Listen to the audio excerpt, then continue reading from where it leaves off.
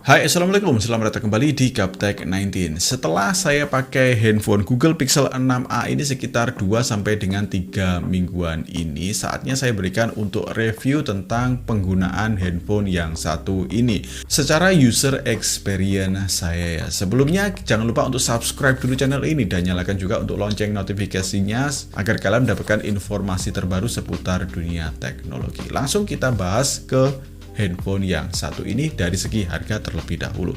Untuk bagian harga di handphone ini sih termasuk handphone mid-range premium dengan dibanderol di angka 6 sampai dengan 7 jutaan di luar negeri sana ya. Tapi berhubung enggak masuk resmi di Indonesia, akhirnya kita harus bayar pajak sendiri. Dan untuk yang dijual di Indonesia yang sudah bayar pajak dibanderol di angka sekitar 9 sampai dengan 10 jutaan. Ini sih harga yang lumayan mahal jika mau pakai Google Pixel 6a ini. Kemudian lanjut ke desain di handphone ini. Yang menurut saya untuk desain di handphone ini sih premium ya. Karena ini mengadopsi desain dari kedua kakaknya, Google Pixel 6 dan Google Pixel 6a.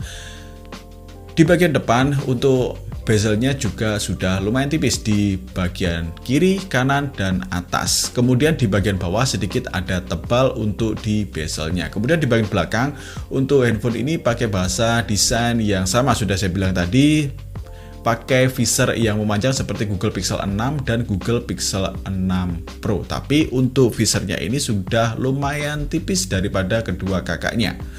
Kemudian untuk di bagian back covernya ini mirip seperti kaca ketika pertama kali saya lihat. Tapi ternyata setelah saya ulik-ulik ternyata bahan di back covernya ini pakai bahan plastik yang menyerupai kaca. Kemudian untuk bezelnya ini pakai bezel aluminium. Kemudian untuk tombolnya juga enak dan mudah dijangkau satu tangan. Lanjut ke bagian speakernya ini, dia juga pakai stereo speaker, ada di atas dan di bawah. Untuk output speakernya sih ini sudah lumayan oke dan enak. Yang absen untuk handphone ini cuma jack 3,5 mili yang sudah nggak ada di handphone ini. Tapi secara real user experience ini termasuk handphone yang compact dan enak digenggam. Setelah itu kita masuk ke bagian layar di handphone ini. Layar di handphone ini pakai layar 6,1 inch. Ukuran layar yang tergolong sangat nyaman jika dipakai satu tangan. Kemudian untuk panelnya pakai panel AMOLED Full HD Plus dengan refresh rate cuma 60 Hz. Dipakai di bawah terik matahari langsung, ini juga masih lumayan enak karena sudah pakai kecerahan sampai maksimal di 900 nits. Dan langsung saja saya tembak untuk keluhan di bagian layar di handphone ini ada 3 hal. Yang pertama adalah refresh rate-nya masih pakai 60 Hz. Setelah saya pakai layar yang 90 sampai dengan 120 Hz, lalu kembali lagi ke 60 Hz seperti ada yang aneh atau yang rasa kurang nyaman di handphone ini. Kemudian yang kedua, masih ada black crash di handphone ini saat saya pakai multimedia di kondisi minim cahaya. Tapi untuk green tint di handphone ini sudah nggak ada. Menurut saya untuk layar di handphone ini nggak pakai layar AMOLED seperti zaman sekarang. Seperti layar AMOLED 2 tahun kemarin atau 1 tahun kemarin yang masih ada black crash-nya. Kemudian hal ketiga yang saya keluhin di bagian layar adalah fingerprint sensor yang lumayan lambat. Kalau di awal-awal video impresi saya mengatakan kalau fingerprint sensornya ini cepat. Tapi setelah saya pakai beberapa hari atau beberapa minggu, ternyata saya salah. Dan dipakai di harian kadang bisa cepat dan kadang malah nggak bisa sama sekali. Tapi sebagian besar, kebanyakan saya selalu unlock pakai PIN untuk Google Pixel 6a ini karena gagal terus pakai fingerprint sensornya. Mendingan konvensional seperti Google Pixel 5 ini di bagian belakang. Ini kemungkinan berhasil sekitar 90% dan gagalnya cuma sekitar 10% saat tangan saya basah saja. Kemudian lanjut ke bagian performa untuk Google Pixel 6a ini, yang secara experience ini sama persis dengan Google Pixel 6 dan Google Pixel 6 Pro. Pakai chipset Google Tensor dengan RAM yang sedikit di bawahnya, 6 GB. Untuk internal storage-nya 128 GB. Untuk penggunaan harian seperti sosial media dan penggunaan ringan, handphone ini nggak ada kendala. Tapi handphone ini nggak cocok jika kalian pakai untuk geber-geberan game. Karena handphone ini dipakai atau diciptakan cukup untuk dalam arah fotografi dan pendalaman dari segi AI dan machine learning. Bukti untuk skor Antutunya cuma ada di sekitar 500-an ribu. Kalau untuk game ringan sekelas Mobile Legends atau MLBB sih masih bisa dengan settingan di semuanya high. Belum bisa di ultra untuk grafisnya. Dan untuk experience penggunaan setelah sekitar 45 sampai dengan 1 jam ini sudah mulai terasa panas. Bahkan untuk dipakai handphone ini untuk dipakai multimedia untuk misalnya TikTok, YouTube ataupun untuk record video yang terlalu lama di bawah terik matahari langsung, ini lumayan panas. Dan sekali saya gunakan handphone ini untuk record video di bawah terik matahari langsung, ini ada muncul notifikasi overheat. Jadi menurut saya kurang oke untuk handphone ini dipakai geber-geberan dari segi game ataupun dari segi record video secara berlama-lama. Tapi kalau untuk penggunaan harian seperti untuk chatting, kerjaan ringan dan lain sebagainya, handphone ini nggak ada kendala. Kemudian lanjut ke daya tarik utama untuk Google Pixel 6a ini nggak lain adalah di bagian kameranya. Yap, kamera di handphone ini pakai dual kamera di bagian belakang, 12,2 megapiksel f1.7 OIS untuk kamera utamanya, kemudian 12 megapiksel f22 untuk ultrawide-nya, kemudian 8 megapiksel f2.0 untuk selfie kameranya. Secara hasil fotonya ini bagus di semua kondisi, baik di kondisi terang maupun gelap, baik kamera utama dan kamera ultrawide-nya. Handphone ini nggak ada kendala, experience-nya ini bagus sekali. Walaupun untuk sensornya ini cuma pakai sensor yang nggak sama seperti Google Pixel 6 dan Google Pixel 6 Pro, tapi ini juga masih sangat oke. Secara ini pakai sensor legendaris IMX363. Dan hal yang paling saya suka untuk Google Pixel 6 dari segi kameranya adalah shutter lag-nya yang cepat sekali. Mau dipakai untuk tangkap momen foto dengan anak, handphone ini nggak ada kendala. Cepat banget untuk digunakan foto yang mengejar momen. Tapi ada satu hal atau satu poin yang saya rasa kurang di handphone Google Pixel 6a ini adalah di bagian portrait mode-nya. Untuk bagian portrait mode di handphone ini masih kurang begitu rapi kalau menurut saya.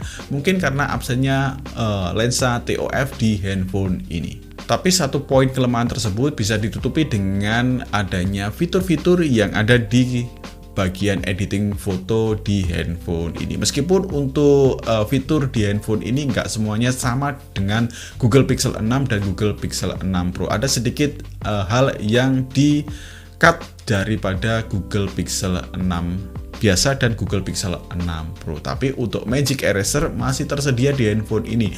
Mau hapus foto yang kalian hasilkan dengan objek yang mengganggu masih bisa.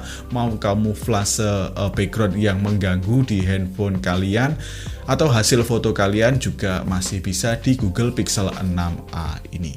Kemudian dari bagian kameranya, dari hal yang paling banyak ditanyain sama teman-teman adalah bagian Insta Story atau IG Story di handphone ini bagaimana Bang? Kalau perbandingan sama iPhone ini bagaimana? Kalau menurut saya untuk IG Story di handphone ini sih sudah bagus, tapi masih di bawah iPhone untuk kemulusannya. Untuk hasil IG Story-nya kalian bisa cek di link deskripsi di bawah ya. Langsung ke Instagram saya. Dan ini dia sedikit hasil foto dan video untuk Google Pixel 6a ini.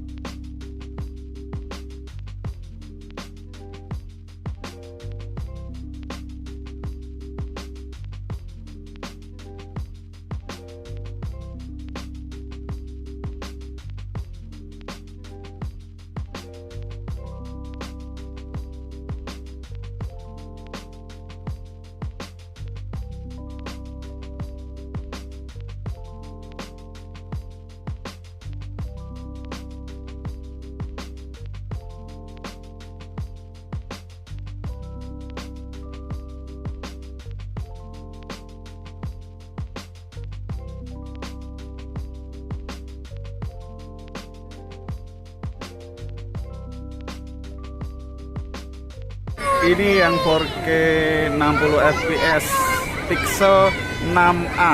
Dik.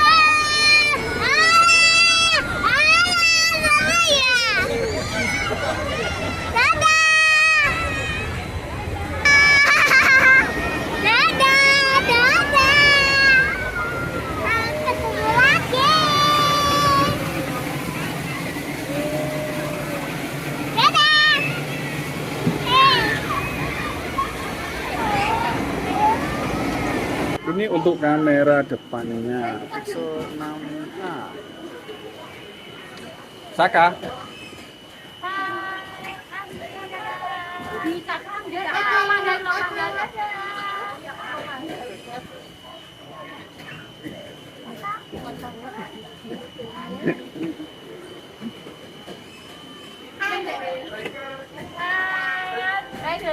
Kemudian lanjut ke bagian yang paling nggak saya suka di handphone ini adalah dari bagian baterainya. Bagian baterai di handphone ini pakai kapasitas 4410 mAh yang dengan kecepatan charger cuma 18 watt. Ngecas handphone ini mulai dari kritis sampai dengan 100% butuhkan waktu sekitar 2 sampai dengan 3 jam. Bahkan saya sering ngecas handphone ini di kondisi malam hari dan saya tinggal tidur.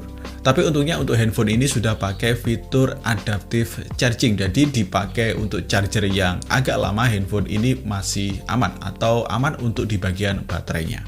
Dan untuk experience pakai di handphone ini saya pakai di pagi hari, cabut di sekitar jam 6 pagi, kemudian di 100% handphone ini cuma bisa bertahan di kondisi pemakaian saya yang ringan ke sedang di angka sekitar habis di pukul 3 sampai dengan 4 sorean saja.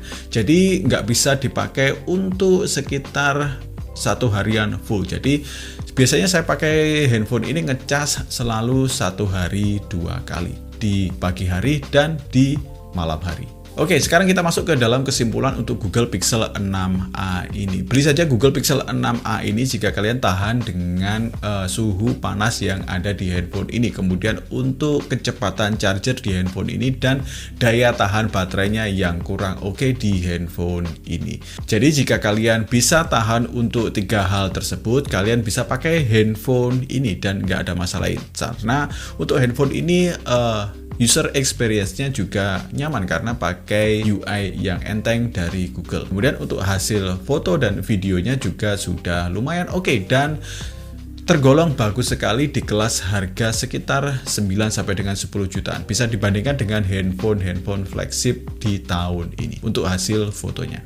Dan satu lagi yang jadi konsen utama untuk handphone ini adalah dia pakai dimensi yang compact. Jika kalian suka handphone yang compact, kalian bisa ambil handphone ini dengan desain yang berkarakter, nggak ada yang bedain seperti handphone yang lainnya. Oke, demikian saja untuk review Google Pixel 6a ini. Terima kasih banyak sudah menonton video ini dari awal sampai akhir. Share ke teman-teman kalian jika video ini bermanfaat. Saya Dodi pamit. Assalamualaikum warahmatullahi wabarakatuh. Ciao.